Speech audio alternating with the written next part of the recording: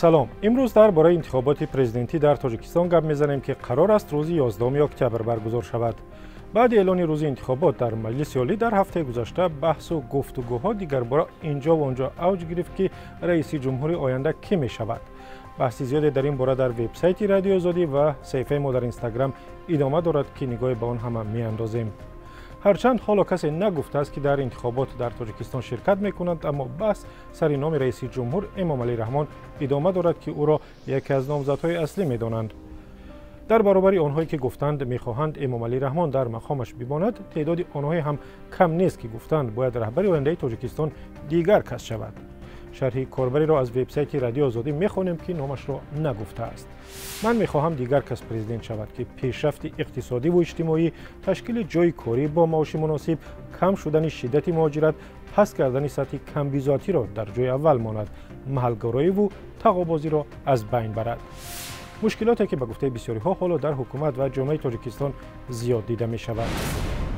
کاربر دیگری که خود را شهروند معرفی کرده است می نویسد افراد زیادی لایق هستند که می توانند تاجیکستان را رهبری کنند ولی می ترسند. شرحش چنین است: همچون شهروند می گویم بهتر است یک آدم مهربان و با وجدان پرزیدنت شود تا به مردم فشار نآورد و دموکراتی حقیقی باشد. باور دارم تاجیکستان آباد می شود، چون که بسیار هستند آدمانی که وطن را آباد می کنند اما می ترسند که مالشان را دولت نگیرد.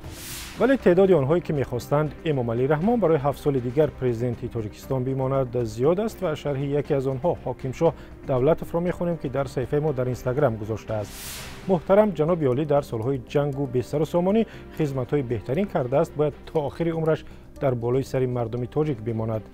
یک کاربر دیگر که خود را آزادی معرفی کرده است میگوید از طرفداران امام علی رحمان است، ولی عین زمان میخواهد کسی رئیس جمهور شود که راههای بهتر کردن وضع اقتصادی تاجیکستان را داند.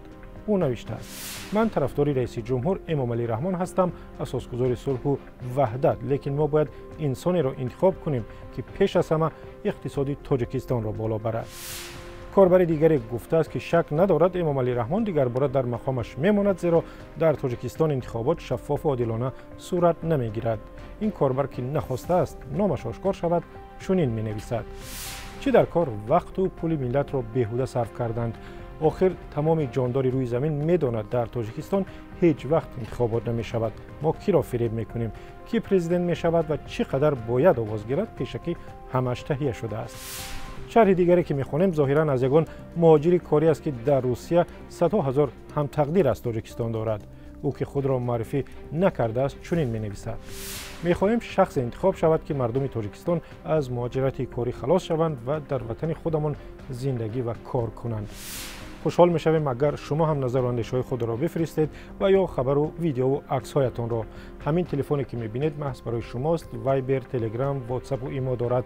وبسایتی که میبینید برای دریافت خبرهای تازه است. برنامه به پایان رسید. تا دیدار در برنامه دیگر.